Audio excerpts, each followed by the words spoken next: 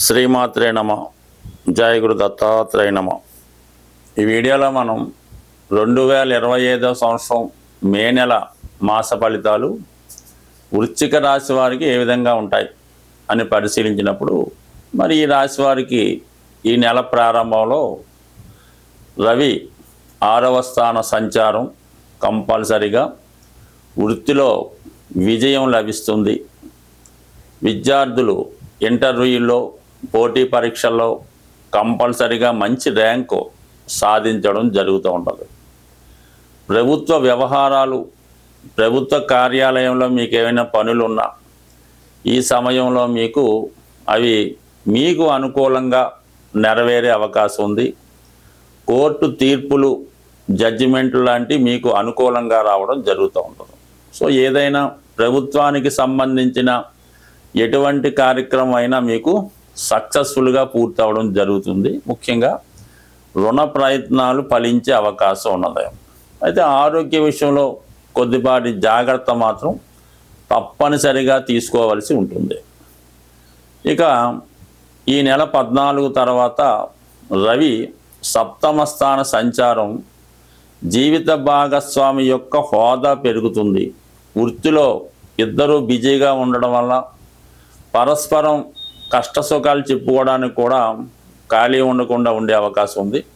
But ఏదో కారణం వల్ల టెంపరీగా తాత్కాలిక ఎడబాటు భార్యాభర్తల మధ్య రాబోతుంది.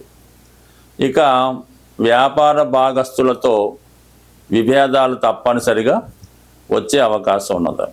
సరే, ఇంకొక ముఖ్యమైన మార్పు ఈ నెలలో మరి 7వ స్థానంలో సంచరిస్తున్నటువంటి గురువు ఈ నెలలోనే 15వ తారీఖు నుంచి 8వ స్థానంలోకి వెళ్ళబోతున్నాడు. ఇది చాలా వరకు కొంతమందికి, అంటే ఆధ్యాత్మిక రంగంలో ఉన్న వాళ్ళకి, ప్రతిఫలం ఆశించకుండా సేవాభావంలో ఉన్న వాళ్ళకి చాలా వరకు గురువు అనుకూలిస్తాడు. అంటే 4, 8, 12 భావాలు యాక్టివేట్ చేస్తాడు. ఒక విధంగా ఇది మోక్ష స్థానానికి కారణం అవుతుంది. ప్రశాంత జీవితం గడుపుదాం అనుకున్న వాళ్ళకి అనుకూలంగా ఉంటుంది. అయితే మిగతా వాళ్ళకి, ఉద్యోగ వ్యాపారంలో ఉన్న వాళ్ళకి, విద్యార్థులకి ఫెయిల్యూర్ తప్పకపోవచ్చు. అంటే గొప్ప అవమానాన్ని ఎదుర్కోవలసి ఉంటుంది. ఇది కొంతమందికి ఉద్యోగంలో భంగం రావచ్చు, ఉపాధి అవకాశాలు కోల్పోవడం కూడా జరిగే అవకాశం ఉన్నది. కాబట్టి సాధ్యమైనంత వరకు ఏదైనా పదవి జాగ్రత్తగా కాపాడుకోవాల్సి ఉంటుంది. అయితే ఆర్థిక పరంగా బాగుంటుంది. 8వ ఉన్నటువంటిది ధనకారకుడు అవ్వటం వల్ల మంచి ధనయోగాన్ని ఇస్తాడు, ఆకస్మిక ధనలాభాన్ని ఇస్తాడు. ధనస్థానాన్ని వీక్షించడం వలన కుటుంబంలో శుభకార్యాలు లాంటివి జరిగే అవకాశం ఉంది. కుటుంబ అవసరాలకి ధనం రావడం జరుగుతుంటుంది. అంటే ఇప్పుడు 8వ గురువు వచ్చాడు అనుకుంటారు, సాధారణంగా ఉద్యోగం రిటైర్మెంట్ అయ్యాడు, లేదంటే ఉద్యోగం రాజీనామా చేసాడు, లేకపోతే ఉద్యోగం పోయింది, మనకి పిఎఫ్, ఆ పెన్షన్, ఆ డబ్బు లంసంగా ఒకేసారి లక్షల్లో రావడం వల్ల ఇలాంటి శుభకార్యాలు జరిగే అవకాశాలు కూడా ఉంది. కాబట్టి ఏదన్నా నెగిటివ్ పాజిటివ్ రెండు కూడా జరుగుతుంటాయి. గురువు ఏ ఫలితం ఇచ్చినా కూడా ఫైనల్గా దాంట్లో మంచి జరుగుతూ ఉంటుంది. అందుకని పెద్దగా భయపడక్కర్లేదు. అయితే కొద్దిగా డయాబెటిక్ లాంటి దీర్ఘ వ్యాధులతో ఉన్నవారు, మరి ఎక్కువ వయసు ఉన్నవాళ్ళు, అంటే సుమారుగా 72 సంవత్సరాలు పైబడిన వారు మాత్రం ఆరోగ్యపరంగా 8వ గురువు జరిగే సమయంలో జాగ్రత్త పడవలసి ఉంటుంది. ఇక మిగతా గ్రహాలు పరిశీలించినప్పుడు కుజుడు ప్రస్తుతం భాగ్యస్థానంలో ఈ నెలంతా సంచరిస్తూ ఉంటాడు. ఇది కూడా ఈ రాశి వారికి అదృష్టాన్ని కలిగిస్తూ ఉంటుంది. అంటే భూములు, స్థిరాస్తులు కొనాలనే మీ యొక్క ఆశయం నెరవేరుతుంది. పిల్లల్ని విదేశం పంపాలనే మీ జీవితాశయం కూడా నెరవేరే అవకాశం ఉంది. అంటే అధిక ధన వ్యయం జరుగుతూ ఉంటుంది. కొన్ని సందర్భాల్లో కుటుంబ సభ్యులతో విభేదాలు వచ్చే అవకాశం కూడా ఉంది. మీరు స్వతంత్రంగా తీసుకునే నిర్ణయాలు మీ కుటుంబ సభ్యులకి నచ్చకపోవడం వల్ల ఏదో విధంగా ప్రత్యక్షంగానో పరోక్షంగానో కొన్ని విమర్శలు ఎదుర్కోవలసి ఉంటుంది. బట్ ఇది పక్కన పెడితే ముఖ్యంగా మరి ఈ నెలలో మారబోతున్నటువంటి రాహువు, కేతువు, మరి ప్రస్తుతం కేతువు 11వ స్థానంలో ఉంటూ ఎవరో ఒకళ్ళ సమయానికి మీకు సలహా ఇస్తూ ఉండేవారు. ఈ 18వ తారీఖు నుంచి కేతువు దశమంలోకి వెళ్తాడు. ఆటోమేటిక్గా ఉద్యోగంలో తప్పనిసరిగా మార్పులు వచ్చే అవకాశం ఉంది. అంటే కేతు ఈ రాశికి కుజుడితో పాటు రాశ్యాధిపతి అవటం వల్ల కొన్ని సందర్భాల్లో వృత్తిలో హోదా పెరుగుతుంది. అంటే ఎవరికి పెరుగుతుంది? ఆధ్యాత్మిక రంగంలో ఉన్న వాళ్ళకి, న్యాయ వ్యవస్థలో ఉన్న వాళ్ళకి, అంటే జడ్జిలు, ప్లీడర్లు, అటువంటి వాళ్ళకి, మత ప్రవక్తలకి, మత గురువులకి, టెంపుల్లో అంటే ఏదైనా ఆధ్యాత్మిక రంగంలో ఉన్నటువంటి పౌరోహిత్యం చేస్తున్న వారికి వారి యొక్క పదవి పెరుగుతూ ఉంటుంది. అంటే ఆ పదవి పెరగడం వల్ల వీళ్ళకి ఆర్థిక పరంగా ఏం పెద్ద కలిసి వచ్చే అవకాశం ఉండదు, అయితే గుర్తింపు కలుగుతుంది అన్నమాట. ఆ విధంగా వృత్తిలో హోదా పెరిగే అవకాశం ఉంది. దాంతో రాహు 4వ స్థానంలోకి రావడం, ఇది కొంతవరకు జాతకుడు వ్యసనాల మీద ఆసక్తి వెళ్ళే అవకాశం ఉంటుంది. ఏదో ఒక కొత్త అలవాటు చేసుకోవడానికి కారణం అవుతూ ఉంటుంది. సాధ్యమైనంత వరకు ఈ గృహంలో సాధారణంగా చతుర్థం సుఖస్థానం కాబట్టి మీ యొక్క ఆలోచన విధానంలో మార్పు వచ్చి ఏదో ఒక బలహీనతకి కారణం అవుతూ ఉంటుంది. సాధారణంగా ఇంట్లో వాళ్ళ ప్రవర్తన కూడా కొంత ఇబ్బంది పెడుతూ ఉంటుంది. అంటే చతుర్థంలో ఉన్నటువంటి రాహు సాధారణంగా మనిషి యొక్క క్యారెక్టర్ మీద ప్రభావం చూపుతూ ఉంటుంది కాబట్టి అది జాగ్రత్తగా కాపాడుకుంటే మంచిది. ఇక శని భగవాన్ 5వ స్థానంలో సంచరిస్తున్నటువంటి వల్ల చాలా వరకు వివాహం విషయంలో ఒక నిర్ణయానికి రాలేకపోతుంటారు. కొన్ని పెళ్లి సంబంధాలు బాగా దగ్గరికి వచ్చి మిస్ అవుతుంటాయి. బట్ ఇదే same time speculation, share market, జోదం లాంటి వాటిలో ఎట్టి పరిస్థితుల్లో కూడా పాల్గొవద్దు. అయితే అదృష్టం ఏంటంటే స్త్రీలకు ఇది అనుకూలంగా ఉంటుంది. శుక్రుడు అక్కడ ఉచ్చులో ఉండి శని భగవానుడితో కలియడం వల్ల 100% ఈ రాశిలో ఉన్నటువంటి స్త్రీలకి కానీ, మీరు మగవాళ్ళంటే మీ భార్యకి కానీ, మీ కుటుంబంలో ఒకరికి కానీ కంపల్సరిగా మంచి హోదా కలిగినటువంటి ఉద్యోగం లభించే అవకాశం ఉంటుంది. వాళ్ళకి వ్యక్తిగతంగా కూడా గుర్తింపు వచ్చే అవకాశం ఉంటుంది. స్వస్తి.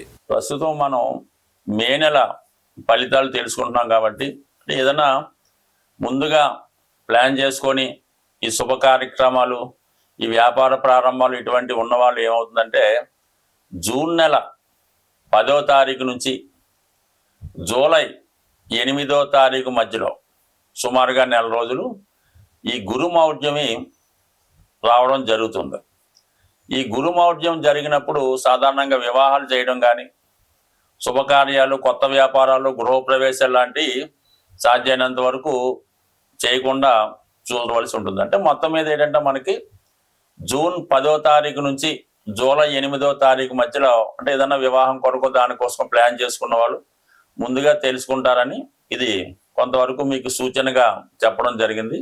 అందువల్ల ఏంటంటే ఏదైనా మీరు శుభముహూర్తాలు అలాంటివి ఏమన్నా ఉంటే మళ్ళీ మీకు జూలై 8 తర్వాత ఉండే అవకాశం ఉంది. అయితే మళ్ళా ఈ భాద్రపద మాసం, ఆషాఢ మాసం ఇవన్నీ ఉన్నాయి కాబట్టి ఈ పెళ్లి విషయంలో అనుకున్న వాళ్ళు ఈ మోడాన్ని కూడా గుర్తుపెట్టి దాన్ని బట్టి ముందుకెళ్తే మంచిది. బట్ దాని తర్వాత ఏంటంటే మరి ఈ నెలలో మేజర్ గ్రహాలు మారుతున్నాయి కాబట్టి అందులో ముఖ్యంగా గురువు మారినా పెద్ద ఇబ్బంది ఉండదు. ఏదో మంచి చేయడం మొత్తం మీద ఎవరికి అపకారం అయితే కలిగించాడు, కానీ ఈ రాహు కేతువులే చాలా వరకు ఇబ్బంది కలిగిస్తుంటాయి. అందులో పైపెచ్చు ఈ రాహు స్వక్షేత్రమైనటువంటి కుంభరాశిలో ప్రవేశించడం, అలాగే కేతువు సింహరాశిలో ప్రవేశించడం వల్ల సాధారణంగా అధికారులు అలాంటి బలహీనపడడం వల్ల రాహు స్వక్షేత్రంలోకి వచ్చినప్పుడు కొద్దిగా సంఘంలో, లోకంలో, దేశంలో అక్రమ వ్యవస్థ ప్రారంభమవుతూ ఉంటుంది అన్నమాట. ప్రతిదీ కూడా అనెతికల్గా, ఇల్లీగల్గా వ్యవహరించడం, ఏదైనా సరైనటువంటి క్రమశిక్షణ, న్యాయ వ్యవస్థ లేకపోవడం జరుగుతుంటుంది. అది వ్యక్తుల మీద కూడా ప్రభావం చూపుతుంటుంది. కాబట్టి కంపల్సరిగా మరి ఈ జ్యోతిష్ శాస్త్రాన్ని ఎవరైతే ఫాలో అవుతుంటారో అటువంటి వారు ఈ మే నెలలో కంపల్సరిగా ఒకసారి విఘ్నేశ్వరుని యొక్క అనుగ్రహం కోసం అవకాశం ఉన్న వాళ్ళు గణపతి హోమం చేసుకోవచ్చు. లేనివారు విఘ్నేశ్వరుని గరికతో అర్చన చేయించుకోవచ్చు. అలాగే రాహు యొక్క అనుగ్రహం కోసం, అమ్మవారి యొక్క అనుగ్రహం కోసం చేయించుకుంటే చండీ హోమం చేయించుకోవచ్చు. చండీ హోమంలో పాల్గొవచ్చు. తింటే అమ్మవారి కుంకుమర్చన అది చేసుకుంటే మంచిది. బట్ ఏదైనా ఈ రవిగ్రహానికి మనం నిరంతరం సూర్య నమస్కారం చేసుకోవడం, రాహు కేతువులను పూజించుకుంటే చాలా వరకు ఏ సమస్య లేకుండా చాలా అనుకూలంగా రావడం జరుగుతుంటుంది. బట్ బాగా సింపుల్ రెమెడీ ఏంటంటే అది చూడడానికి చిన్నగా ఉంటుంది, కానీ అవకాశం ఉన్న వాళ్ళకి కుదురుతుంది, అందరికి కుదరపోవచ్చు. ఏదన్నా గోమాతని సేవ చేయడం వల్ల, అంటే మన గోశాలలో ఉన్న, ఎక్కడ రైతుల దగ్గర ఉన్నా సరే ఆ గోవు దగ్గర కొంతసేపు ఒక అరగంట 15 నిమిషాల్లో కాలక్షేపం చేయడం, ఆ గోవుకి సంబంధించినటువంటి ఆ పరిసరాలు శుభ్రం చేయడం, శుభ్రంగా గాలి తగలగా ఏర్పాటు చేయడం, ఏదైనా రకరకాల పదార్థాలు అక్కర్లేదు, కానీ ఎంతసేపు గోవుకి పచ్చగడ్డి పెట్టడం వల్ల చాలా వరకు అంటే గోవుని మీరు చక్కగా సంతోషపరిస్తే మీ గ్రహాలు మొత్తం పరిష్కారం అవుతాయి. అందువలన గోవుల్ని పెంచడం, పోషించడం, ఆ పెంచుతున్న వారిని ప్రోత్సహించడం కూడా, అందువలన ఏంటంటే ఏదన్నా గోశాలకి డొనేషన్ ఇవ్వడం లాంటివి చేయడం వల్ల కూడా గ్రహాల యొక్క అనుగ్రహానికి పాత్రలయ్యే అవకాశం ఉంది. స్వస్తి.